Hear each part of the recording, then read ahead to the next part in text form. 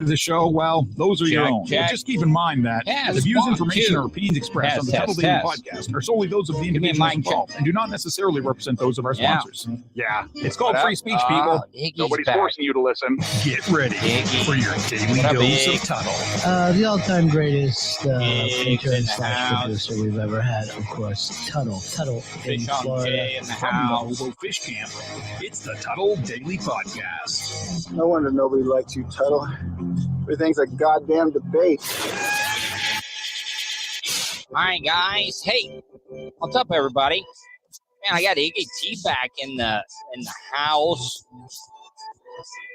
She was able to sneak across the Canadian border and go and see Paul McCartney up in Seattle. Man, I didn't realize that you were that much of a hipster, Iggy. Going to Seattle, going to see Paul McCartney. You know, it's been a really, really crazy day here in the United States with this whole abortion, overturning Roe versus Wade. Seriously, I mean, it's not a done deal. Like, here, I'll give you an example. Fish on J. I know that you lean more towards the Republicans. But can I get your honest opinion? I really don't think that you are against or you're for women not being able to make a choice when it comes to their own body. This whole thing has bigger repercussions that we're not even thinking about states' rights and the 10th Amendment. And I'm going to get into that at a later date. It really is. Iggy, you're right. We really, really are going back in time. But I got to call my good friend. My friend Brandon. I've had him on the show before. I'm going to call him now. Hold on. I want to make sure I'm not showing his number and stuff. But Brandon, because the first story out of the gate that I want to talk about, because I do have another guest coming up. And I want to have him on because Brandon is an expert when it comes to herpetology. Hey, Brandon. Hey, how's it going? Hey, man. How are you, buddy? Oh, not too bad. All right. So I sent you the news story that I'm going to play, and I'm going to. Here, before I get into it, I'm still learning all this. This past weekend at the Frio Rattlesnake Roundup. Okay, so you can hear that. All right, so yeah. So you watched the news story and stuff, and before I get into playing this news story, tell my audience a little bit about yourself because I have had you on the show before, and you're a herpetologist, correct? I mean. Or like, how would you describe yourself? Because out of all the people I know, you are just like one of the most knowledgeable people that I know when it comes to reptiles. Well, I would describe myself as a herpetologist, but I'm more of an ecologist that reptiles. So, but haven't you worked on a lot of movie sets? Like, don't you clear a lot of the movie sets and stuff when they're on filming locations? Yeah, that's what I've been doing the last several years out in New Mexico. I'm an ecological consultant, so they have us out on film sets to, mitigate conflict with rattlesnakes and, sometimes other sensitive species that might need to be taken care of. All right. So this story was a rattlesnake. And now, here, let me get into this story first, and then I'll ask you questions as I'm playing it. Is that okay? Yeah, that works. All right, here we go. The tragedy that happened this past weekend at the Frio Rattlesnake Roundup. All right. So is this something? This sounds like something that's happening in the Midwest, like a rattlesnake roundup type deal. Yeah, there's a few states that still have roundups. Texas is the big one. Basically, they just have these contests that, they try to collect the most rattlesnakes or the biggest rattlesnakes. And, do you agree with this? Is this something that you support, or like? Oh, not. No, I understand, where people come from. They don't necessarily love snakes the way that I do. But what I do expect from people is to have, basic understanding of ecology and what happens whenever you pull out hundreds, if not thousands of rattlesnakes from an area. You're going to increase all kinds of problems. Brandon, what is the biggest cluster of rattlesnakes that you've ever come across? Because I do know sometimes, don't they get in like dens?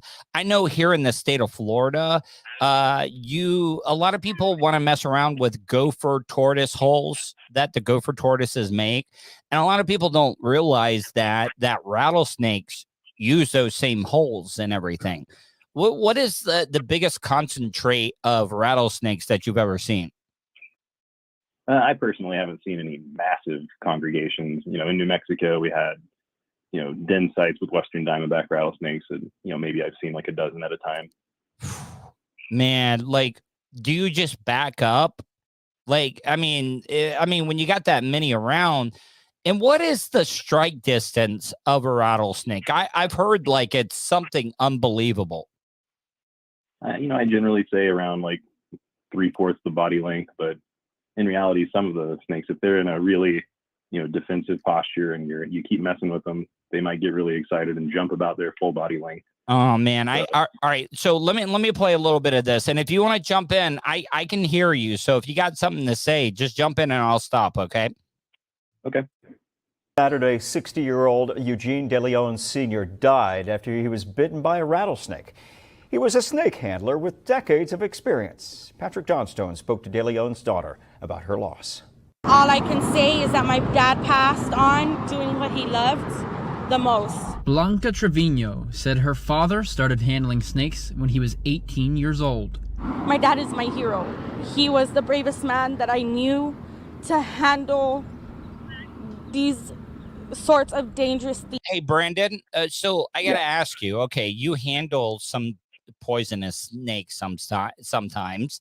You're very, very careful. Like, if you happen to get taken out by these snakes that you love, do you want your loved ones to be mad at you, mad at the snakes, or is that just part of doing business? No, I will say that the difference between the way that I handle snakes and the way that a lot of the people at these roundups handle snakes is very different. As long as I keep my standards for safety up, I'm not going to have that situation. Some people like to free handle. Some people are moderately safe and do the tailing method where they'll have a hook on the front and their hand on the back, which, I'm comfortable doing that in some situations, but I don't generally recommend it. What's the closest call? I personally prefer to have 2 hooks at a distance, and that snake is never within strike range of me. Have you ever had a close call? I mean, I've had some hairy situations with snakes that are, a little overly, agitated, and, it's all defensive for them. They're not going out of their way to bite me. There's a big monkey that's poking them that they have no idea if it's a life or death situation. So what you're saying is you're not like doing it for show like some of these other people are doing. Like you're being very cautious when it comes to it, correct? That's right. Yeah, I've worked in a few different AZA, zoological institutions, so we have very strict standards with safety. And then in my own, consulting business, just my whole job is snake safety on film sets. So I'm not out there to make myself look stupid. Yeah. Things, and to me as a daughter, it's a blessing. All right. So, Brandon, did you watch the video that I sent to you? I did. Yeah. Okay. So the video that I'm talking about is after the daughters talk. Now, I will say the guy's got rattlesnake boots on. Do you wear rattlesnake boots when you're going out? Are you talking about like chaps? Yeah, like chaps and stuff. Do you wear? No. No, you don't. Okay. There's no replacement for just being mindful of where you step. But this guy is not. He is not using any hooks. And what do you call those hooks? What are the proper term for that little like hook that a lot of snake handlers use? Yeah, we'll just call them snake hooks. Okay. So, but this guy is holding the snake about mid-body with his left hand here. I mean, that's something you don't suggest, right? No, I don't suggest it. Like I said, if you have, really, you shouldn't be handling rattlesnakes at all if you don't have proper training and experience. So I'll just say that right off the bat. But, there are some people that prefer to handle large-bodied rattlesnakes with the tailing method. Like I said, you hold onto the tail, and then you have the hook placed pretty far up on the body to keep it from coming back on you. But that's a very advanced technique that I would not recommend for anybody. Okay. To know someone who was brave enough to handle something like this. The love for snakes ran in the family. All right, so did you see the picture of the guy wearing the cowboy and they're kissing the snake on their head in that video? Yeah, I saw that. I mean, I could already tell by your reaction and laugh that you're like, ee. Yeah. Even if you got the snake behind the back of the head like that, I'm not a professional. I would not kiss a snake on the top of the head like that. Yeah, I love rattlesnakes as much as the next person, but I don't go around kissing them. Yeah, man. What do you think about the religious people that do the snake handling? Do you just like? I'm not saying you're saying anything bad because Brandon, I've known you and look, I'm not saying you don't ever want to offend anybody. Like Brandon, you're one of the kindest people that I've ever talked to. We've never met in person, but we've talked on the phone a lot. That I just, you never want to offend people, but what do you think about the religious people? I know maybe sometimes can you remove the venom and fangs out of a snake? Because I also sometimes think that it's just a show when you see the preachers and stuff doing the snake handling and stuff. I mean, you can remove venom glands from snakes. It's a very intrusive and pretty cruel procedure to have done, especially for an animal that really depends on. Well, it's like declawing a cat, right? It's like declawing a cat almost. It's more than that. I mean, we venom is basically modified saliva, so you're more or less just removing its saliva. Oh, so they can't eat. And basically what the venom does is it starts breaking down the food, of like a mouse or whatever it is that it's eating. So when you do that, it makes things a lot more difficult for it, especially if you are feeding it live prey. It's not going to be able to. You're going to have to feed it frozen thawed food for the rest of its life. No, I'll get to that later because I just thought of a question when you said that, but I want to get through this story first. Okay. 1 year, my brother started, and my dad's passion with my brother started to grow between them. And for the last 6 years, De Leon. Man, I know I got you on the phone right now, but my God, that is a thick, like how people talk about ladies of like, well, that's a thick ass booty. I mean, that's a thick rattlesnake. Like some of these rattlesnakes can get thick as hell, can't they? Oh yeah. Yeah. Especially Western Diamondbacks and Eastern Diamondbacks and timber rattlesnakes in the U.S. have you ever dealt with a sidewinder? Now, you would think handling snakes, movement, understanding the movement of a snake is very important. Does a sidewinder like throw you off at all? Sidewinders are, they're pretty small. So as long as you're using a good hook, safe distance, you're not really going to be in strike range unless you're doing something stupid. But the little ones you got to worry about though, right? Because like you don't have because a lot of people don't understand this. Even like when a rattlesnake is born, they got venom, right? Oh yeah, they still have venom. And a lot of people think that the venom is more potent or they're more dangerous when they're babies, but it's really just that they don't have any control over the output of venom. So they just let you have it all because every situation is a life-threatening situation for them. So they're saying like it's these little baby rattlesnakes are almost like a virgin boy that I'm just I'm trying to make jokes here, Brandon, but you know what I'm talking about, right? Like he lets it all go at one time is what you're trying to say, right? Yep, pretty much. Yeah, I know your job is to get laughs. So all right. Handled snakes at the Rattlesnake Roundup in Freer. His biggest dream in the world was to come back and show for his community and be proud of what he did. Trevino said her father was bitten twice. Both bites were in the shoulder area. That allowed the venom to more quickly spread to... So, shoulder is pretty bad, right? But, like, what is the worst place to get bit? Face? I mean, shoulder's bad. Yeah, I mean, I definitely wouldn't want to get bit on the face. I think the doctor here coming up explains it pretty well that, it's a bad place to get bitten because you're really close proximity to the brain. Your heart? Yeah, your heart's going to be a bad situation if you get bit anywhere that's feeding directly into the heart. There's not much to do to stop that from taking hold of you. Hey, Brandon, let me ask you though. Okay, so a lot of people. Okay, say if somebody is just on a trail or something and they happen to get accidentally bitten by a snake. Okay.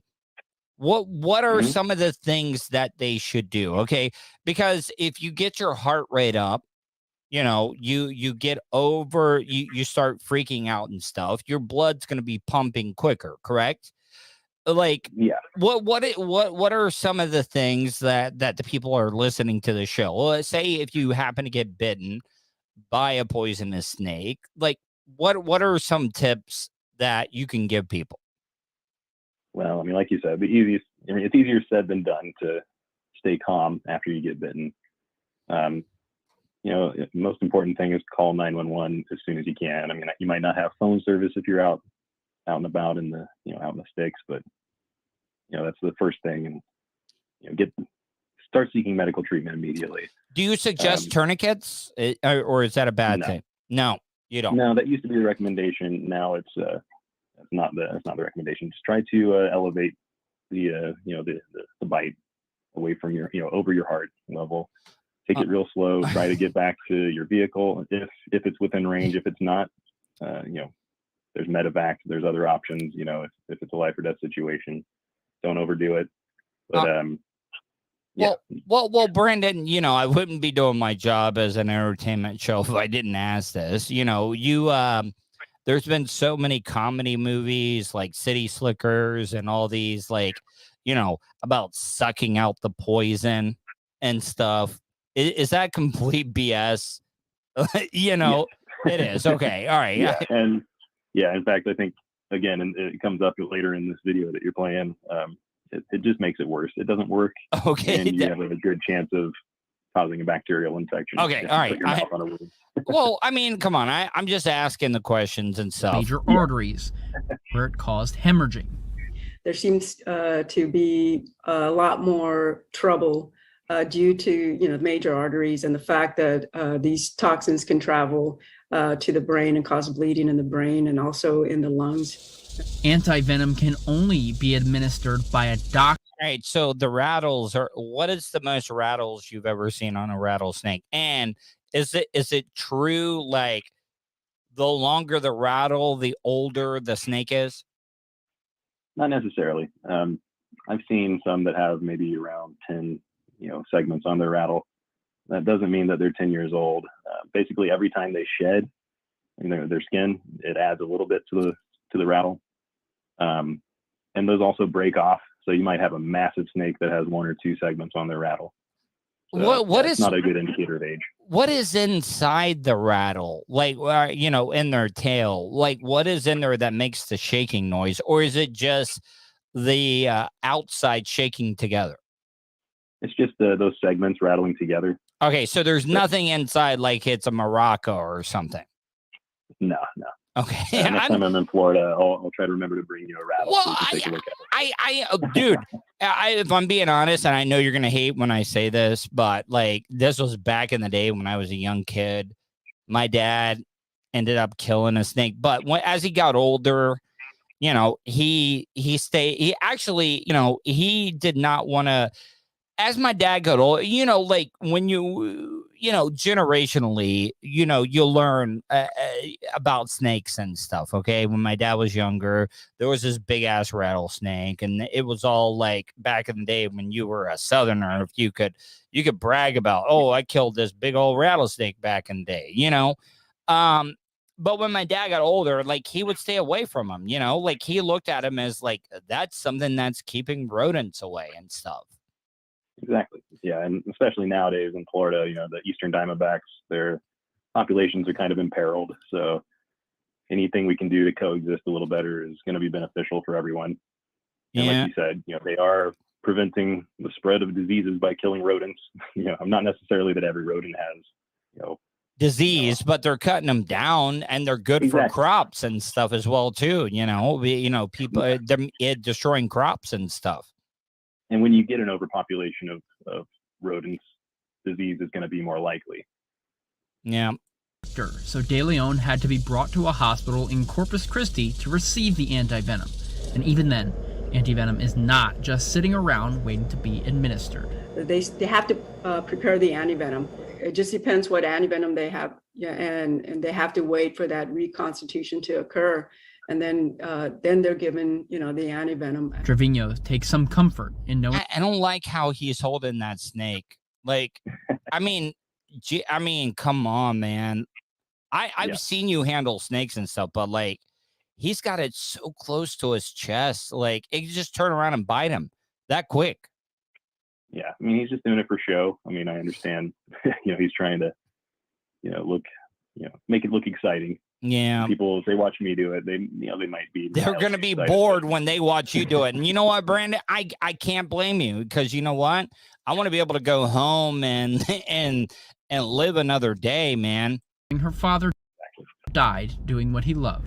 To me and to everybody in our community, he was a legend. Reporting in Freer, Patrick Johnstone, Chris 6 News. The tragedy that. Brandon, before I let you go, I got to ask you this, okay? Let's talk about the different types of venom. Rattlesnakes, that is a venom that, like, stops your nervous system, correct? Well, there's a few different types of venom, or at least a few different proteins that make up venom.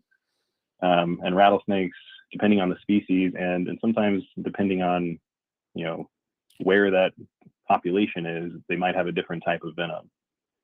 For western diamondbacks, like this guy was bitten by, that's primarily going to be a hemotoxin, and that actually attacks blood vessels. And arteries. Is that clots? Like, because I remember, like, have you ever saw that guy from South Africa that goes down there and like gets the black mambas and stuff out of garages and everything? Have you ever watched that show? Was that like Austin Stevens? Yeah. Yeah.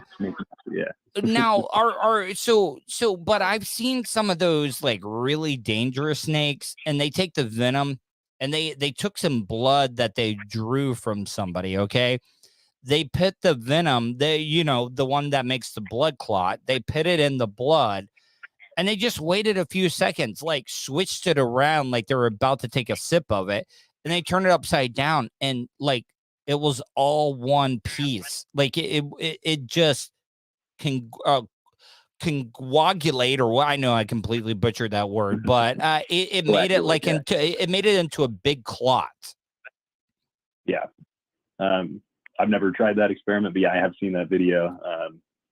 Yeah, the hemotoxin is going to just completely rupture your blood vessels in the area where you're bitten. And if you let it go untreated, it's just going to spread throughout your body. So giving you like a stroke or just like an aneurysm, can it go into your brain and stuff? Yeah, if it goes into your brain, you're pretty much toast. That's why, you're trying to, reduce your blood flow as much as possible. Just try to elevate that, that bite, and get immediate medical treatment, especially for a big, large animal. So I asked you a couple of weeks about the invasive species here in the state of Florida. Mm-hmm. Are we ever going to get a handle of it in the state of Florida? Because it just seems like it's getting worse and worse. Because we have a subtropical climate, and a lot of these species that are coming here are able to survive in that type of climate. What needs to be done to because I played a story a couple of weeks ago about the tegu, and what can we do? I know that you love reptiles and stuff, but do we have to start killing them on site, or do we just have to like round them up? What needs to be done? Yeah, I mean, it's a major problem in Florida. Like you said, there's, everything can survive in Florida, and everything tends to. I mean, when you think about it, there's a convergence of issues going on. I mean, there's perfect weather, perfect climate. Then there's irresponsible owners, exotic animals. Irresponsible owners, irresponsible owners. Yeah. Can I ask you though? I didn't hear anything about any of this stuff before Hurricane Andrew. When Hurricane Andrew hit South Florida, I think it had a lot to do with a lot of these species, because I heard one of the zoos down there just got completely decimated. I mean, that is one of the theories that Hurricane Andrew may have exacerbated the problem a lot, but there actually were reports of pythons in the Everglades long before that. So it's hard to say exactly how it started. All we can really say is it's a huge problem now. And is it possible? At this point, I don't. Is it possible to get rid of the pythons down there, or are they here to stay?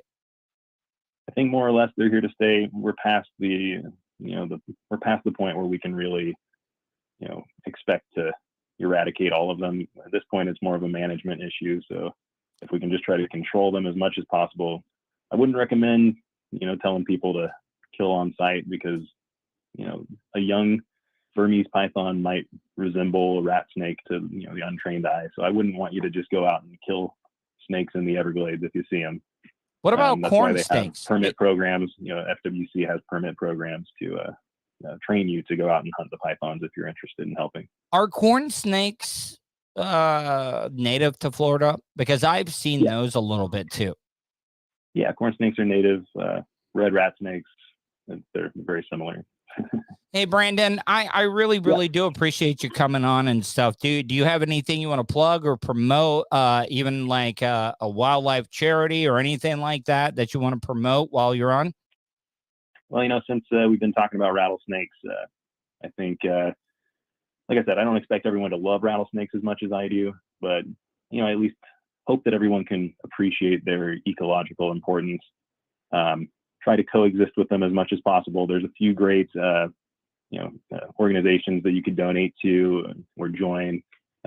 Like in Florida, there's the Rattlesnake Conservancy. They're based there, but they operate throughout the country and into other parts of the range of rattlesnakes. There's also Save the Snakes, Advocates for Snake Preservation, the Orient Society, that's out of Central Florida Zoo. So yeah, Florida's got a lot of great opportunities for conservation. So I would encourage your listeners to check those out. I got my other guest coming on, so I gotta go, Brandon. But I can't thank you enough for your time, my friend. Okay. Yeah, no problem. All right, man. See ya. Bye. I gotta bring my next up. Hey, what up, Mark? How are you? Hey, what's going on? Hey, sorry, I just been a really, really busy show. Mark, man, I gotta tell you, that is a very impressive beard you have there. Like, seriously, like I try to grow facial hair and stuff, and I just can't do it. Now, I gotta ask you, do you have a wide angle camera on? Because I swear to God, that is the longest, biggest microphone that I've ever seen in my life. I'm sorry, it's just a regular webcam, but this is the Rode not Procaster, but the Rode. Okay, so see, I got the Rode too. You know, I got the Rode mic there, but see, this is my mic is the Caucasian version of microphone, and you got the Mr. Marcus or man, it makes me look really bad that I know male porn stars as well too. But Mark, how are you, my friend? I mean, such a horrible way to start an interview off. Mark, how are you? I'm good, man. I appreciate that you had me on. But Mark, where are you calling from? I'm actually located in the Phoenix metro area of Arizona. Yeah, you know, it's funny you brought up Phoenix. I just had a guest on that is a herpetologist, and this this Mexican dude, he got bit by a rattlesnake and died, and I was just like, you know, some people love like reptiles, even the venomous ones and stuff. And this guy got bit, and everybody's like, "Oh man, we feel so bad." And I'm just like, "That'll learn you." Yeah, no, we got a bunch of deadly shit here too. But scorpions and other things, black widows. Yeah, I mean, we got black widows here, but so out in the desert, it just seems like there's a lot of stuff that wants to kill you out there, even the sun. Yeah. We have people that visit here all the time, dude. And they think that they can just go hiking on a mountain for the first time ever. No sunscreen. Nothing. I know, I want to say maybe 5 years ago, we had somebody visiting, not me personally, but it was on the news here in Arizona, visiting from Alaska, and they thought they would go hike the mountain. It's called Camelback Mountain. It kind of looks like a camelback. Yeah. And he didn't make it. Mark, so before we get into the interview and stuff, tell my audience supporters a little bit about yourself, how they can check out the content. I know that you have a podcast as well. Tell my audience a little bit about yourself and how they can check out all the content you're putting out. So I run a show called Amigos PC, where me and my co-host, we interview people in comedy, cinema, and crypto. We started in comedy initially. We had a bunch of local comedians here to the Arizona, and have since branched that out. We actually, our show and your show is intertwined a little bit. We had Ralph Sutton. Yeah, we had Ralph Sutton on. That expanded to a lot of different things once we started really rolling into the podcast and getting a little seasoned. It opened up a venture of us mining cryptocurrency, and we have since started a business that's focus centric around crypto. What kind of crypto are you mining, or not mining, but buying or mining? Like what are you getting into crypto wise? So we're buying equipment that mines quite a few different coins. So you are mining. Yeah. So we don't buy it. We started buying it directly, but we felt that it'd be more advantageous to invest in equipment versus just outright buying it. I got a buddy that I need to get. You know what? I need to call. See if I can get him on. But graphic cards. How important is graphic cards when it comes to mining Bitcoin and stuff? Well, Bitcoin specifically, or not Bitcoin, but just crypto in general. Sorry. Well, graphics cards do mine quite a few of decentralized coins, so it just depends on what you're into, what you're actually going to be mining, on how valuable a graphics card would be to you. So I do mine things with graphics cards. That's actually how we kind of got into mining in general. We mine Ethereum and Ethereum Classic, Raven coin, quite a few different coins when it comes to mining through a graphics card. They are the centerpiece of that specific rig, but we do have integrated systems where we mine a little bit large scale on different coins as well. So when people hear mining, oh, I'm digging in the ground, I'm doing all this and all that, but like, explain mining when it comes to the, like you're not buying it, but you're just like finding it, right? You're not, or I could be way off. So as people start to utilize a blockchain, which a token or coin would be made through a blockchain, basically the system that we build or we bought would be calculating and building what they call a block, which gets put into a ledger of the actual blockchain, validating a transaction somebody did between peer and peer. And basically we get rewarded for that. So that's, if you go to a bank, you sit there at the teller gets paid, an hourly wage to take your money or give you money. Same thing. All right. So, all right. Well, all right. I also think sometimes a lot of these places, I know, like, I refuse to go to a Publix or Winn-Dixie or any of these grocery stores to trade in my change because they take a high percentage of stuff. Yeah. But I've been seeing a lot of these crypto stands that pop up in some of these stores about, turn your crypto into money right here. I mean, are they taking advantage of these people? They're charging a fee just like everybody else. So are they taking advantage? Say they're taking advantage. I can't. Yeah, I don't use them, so I can't say that I am. They're taking advantage of, but people are making money off of those ATMs.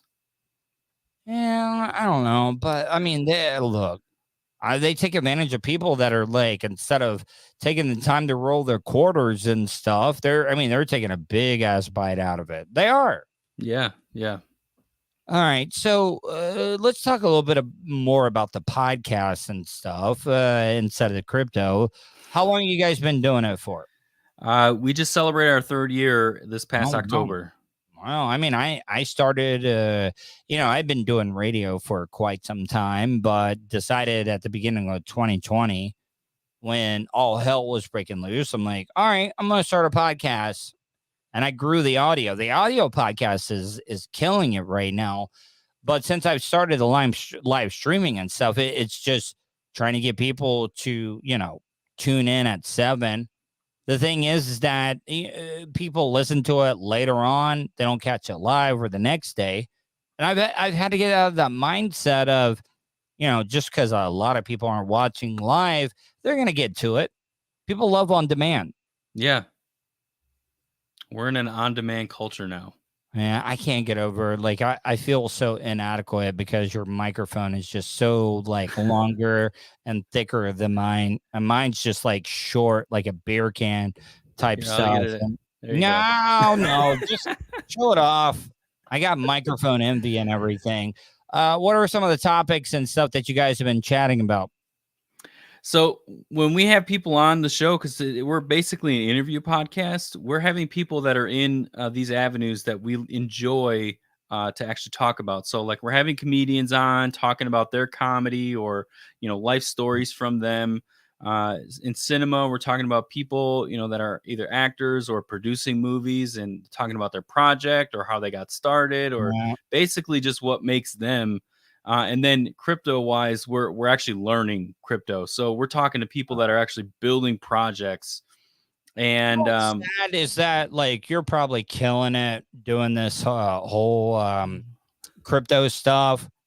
Like you just started it and everything, and I'm probably just like, oh, crypto doesn't mean anything. And but on the line with me right now is Mark Anderson. If you're in the chat room and you guys have any questions, are you down to take any questions? Yeah, I'm down.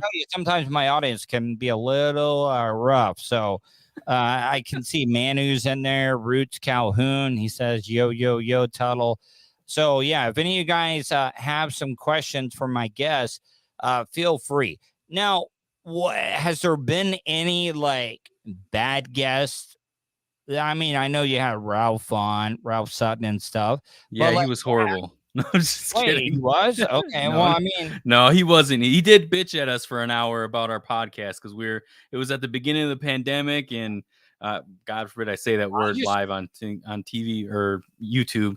But our audio wasn't in sync because we had just moved from a studio to going remote, and we were still trying to figure that out. I didn't have this luscious mic in my face at all times. So that big, thick, and long black microphone you have right now. Yeah, I mean, I get it, but I mean, I just talked to Ralph Sutton a couple of weeks ago, so you know, it was great. But like, have you had one of those guests on? You were just like, oh my god, I can't get this person off the line fast enough, because I mean, so we had people live when we initially started, like in person with us in the studio. And let me ask you this: have you ever had a guest just cry like unexpectedly? I would love that. I could, man, I could only pray for a guest to cry during an interview. I would absolutely basically cream my pants. Like I would jizz my pants if there was a guest that started crying during the middle of the interview. I'd be like, please turn him on even heavier. Yeah. Well, we weren't expecting it because we weren't even talking about anything that would trigger somebody to cry. And then the waterworks started. So that probably, without naming names, was probably the Here's a question, man who asked, who's the guest, Tuds? I mean, come on. I mean, I could tell everybody, but I mean, I think everybody would like to hear from yourself. You know, blow up your own spot, my friend. No, but I won't do that, but it's within the first 20 episodes of our show. Oh, come on. No, listen, it's Mark Anderson. Everybody knows Mark Anderson. Come on, where have you been? Yeah, I mean, if you gotta be on the end. Look at the big ass microphone that Mark Anderson has. He's world famous for his big, thick, long, black, thick microphone. Come on. So, Mark, what do you? I see you got a little pop Funkos in the background there. You know, sometimes a lot of these people take the collections a little too far. Are you one of those guys that collects all the pop Funko little things? No, like you have a Loki. Am I right by? Is that a Loki in the background? No, that's actually a gremlin. No, it's just a little collectibles to have in the background. I see the gremlin, but I'm talking about in the white box there, like right above. No, the other side. Turn around. Yeah, right there. That looks like a Loki. So there's Citadel Rick. Mm-hmm. He's the teacher Rick, and then there's Cara Dune, which she's no longer in the Mandalorian. All right, so you're talking like from Rick and Morty, then, right? Mm-hmm. Yeah. All right, got you. I mean, it would have been cool to have a Pickle Rick. Do they even make a Pop Funko, Pickle Rick? Yeah, I think they do. I have little miniature guys, too. That I probably did take that one a little overboard. I got all the little mini Funko Pops. I got literally every single Rick and Morty one. Do you go to the conventions and stuff? I mean, no, you don't. See, I used to be that guy. I used to go to all the conventions. I've never been to Comic-Con because it just gets a little too like it's become too Hollywood. I think the biggest one I ever went to was Dragon Con in Atlanta. So would any other nerdy collections and stuff like that? No, especially since we've been getting into crypto. My main focus has been, expanding rigs or building our mine or something along those lines. I honestly don't have time to do any type of collectibles. You a married guy? Dating? Yeah. You are married. Yeah. Kids? Yeah. 3. Wow. Oh man. Sorry about that. Yeah. No, I mean, I know you love them and stuff, but I mean, all boys? No. So 2 teenage girls and then one toddler. Okay. My son. Wait, whoa. Hold on. Why the big age discrepancy there? Like, you got teenage girls and then you got a toddler, and that's a boy? Yeah. Man, I feel bad for you. Like, I'm not trying to like make you feel, but okay. So as a man, how is it having 2 teenage girls? Like, it's literal hell. It is. Like, Yeah. are you that guy or that father that is overbearing, or like do you let them have a little bit of their freedom? Because as a guy, I mean, I don't know how you were when you were younger and stuff, Yeah. but you're like, oh man, I was such a dick to women. I completely disrespected them and stuff. It would be my biggest nightmare. I have no kids, so I'm never gonna have to worry about that. But man, I've always wondered how that is. No, so I feel, me personally, if you're asking me, I feel like I'm a little bit of both. Yeah. But if you ask the kids, I am definitely overbearing. How so you're saying teenage, like what, early teens, later teens, like One of each. wow, man, you like, I mean, you kind of spaced them out with the teenagers, but then you waited and so you got that was an accident all in itself. So it was not. well, don't say that if the kid watches this, because these podcasts get like archived and everything, and the kid may watch it when he's like 11 or 12 and be like, oh man, my dad said it was an accident. I'm sure he's heard it already. Now, have you, like, is there any of the boyfriends that you haven't agreed with? Like, you all of them? Really? Yeah. Not a fan. And honestly, most of the time I'm like, you don't got time for any of this shit. Like, just focus on all the stuff that matters. Boys don't. But like, all right, so did you let the wife talk to them about, see, as he's probably got vodka and cranberry in that coffee mug. Tequila. Yeah, tequila. He's out. Yeah. But did you let the wife talk to them about the, the birds and the bees type stuff? Or like, did you do that at all? We both kind of tackled that. She did a little bit more friendly than me. And I was a little bit more abrasive, as if don't come home pregnant or you're not coming home. Well, you might want to be careful about that. Abortion might not be legal real soon. So I'm just saying, I'm sorry. I should not be talking about your kids or like that and everything. But what I'm just trying to say, it's in the news right now. So I make the joke and everything. But man, that's, you're a better man than I am. Like, seriously, because I don't deal with stress very well. Maybe that's why I have a full head of hair, and not a like shot at you or anything. But I mean, I'm sure the daughters, teenage daughters, probably don't help out with that. Oh, before kids, man, I had 80s big poof hair. Motley Crue. But it is a trade-off, though. My dad always told me that, guys that have a lot of like thick facial hair, you got a lot of body hair. I mean, my dad always said, if you see a guy that's got a lot of body hair and a lot of facial hair, they, look at mine. Even though it's not great hair, it's very thick.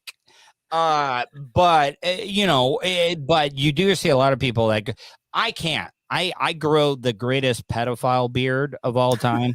I really, really do. So that's something I'm cursed with. I got great hair, but pedophile beard all day.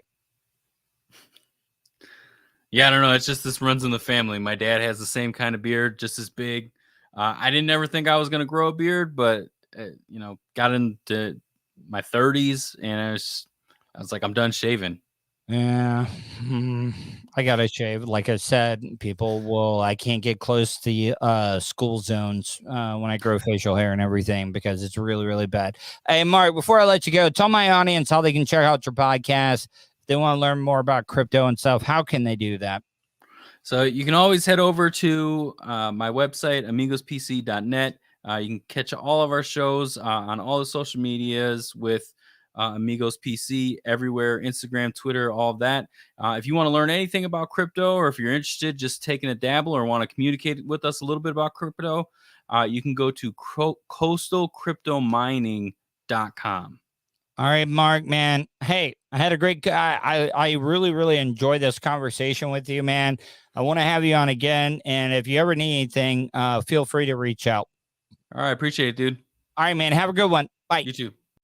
All right, 407-270-3044. I'm going to play one more story before I get out of here. I thought this was really, really interesting. Where was it? Worker Falls. Oh, yeah, meth house. Everybody's like, oh, meth house? Yeah, and it can be meth house. This is how well the housing market is doing right now. I didn't even know meth could poison the walls of the house you're trying to sell. But the housing market is doing so well that you can tell everybody, hey, I got a meth house, and they'll tell you, oh yeah, I'll give you $400,000 to $500,000 for your meth house. Yeah, and it can be cleaned up and remediated with a professional crew that can go in and clean things up. But we are standing in Mill Creek, which obviously is in Salt Lake County. And over the last 12 months, the health department has become known of a meth-contaminated house on average every single day. Wow. Okay, so yeah, I didn't know. The worst thing that you can get is to buy a home that the previous owner was a cigarette smoker. For real. I've been around methamphetamines. Not going to talk about, but Roots Calhoun says, think about how nicotine stains walls, and this is meth. Roots, you're absolutely right. But I just didn't know, it was, methamphetamines were, really bad. Matter of fact, if I'm being honest, I'd rather own a meth house than a nicotine house because I cannot stand cigarettes. But also at the same time, I'm sure a lot of smoking meth in a house, you would definitely be able to tell a difference. It's definitely an affluent neighborhood. April Davis lives in the Canyon Rim neighborhood in Mill Creek. A lot of what makes this area appealing is the location. Yeah. Sorry. Guys, come on. Let's be honest. This is a mom. If you live next door and you were a single dad, and this woman was living next door, let's be honest, you would definitely throw it at this woman. She is an 8 when it comes to hot meals. She just has this look to her. Yeah, she's got some of the lines and stuff. She's kind of squinty eye. But look, this is your state-of-the-art, stereotypical MILF. Because it's so close to the Wasatch Mountains. Right next door to April is this 1,500 square foot home listed for $500. All right, so let's talk about this. Let's talk about this. 1,500 square foot, $500,000, and it's also a meth house. Does anybody else not see a problem with the outrageous prices on homes? Because I was in my mid to late 20s, a homeowner at the time, when the housing bubble just completely burst. And we had to bail out all the banks and stuff. Nobody is a little concerned about this. Nobody is like, oh yeah, I see this one coming. Because this is the biggest, all right, hey, it's coming right around the corner. Twisted Movie says it. Prices are insane. $500,000 for a 1,500 square foot home that is basically a meth house. It is a meth house. Not basically, it is a meth house.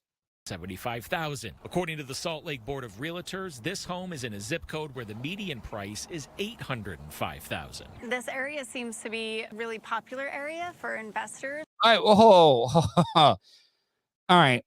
I know some of the people watch this audio. You know that, all right, for one thing, it doesn't look like they're cutting the grass that much, but look at this cat. This cat is wearing a scarf or a collar. Oh, I mean, a lot of cats have collars and stuff, but look at this frou-frou thing that this cat is wearing.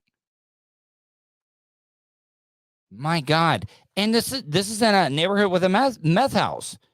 Twisted Movies, right? Sadly, this is what the rich people do to us when we want $15 an hour. You want a livable wage? Fine. We will make it so you can't live. Man, that is some truth. That is a truth comment if I've ever read one.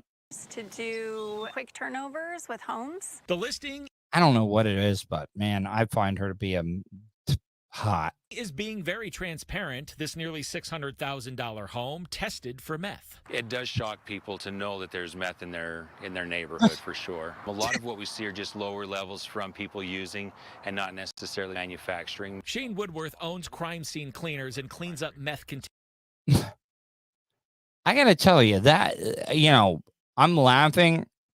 Seems like a pretty interesting job. Crime Scene Cleaners. Hey, Vulture, if you're watching this show, can we try to get here? Let me see what his name is, because they did say it.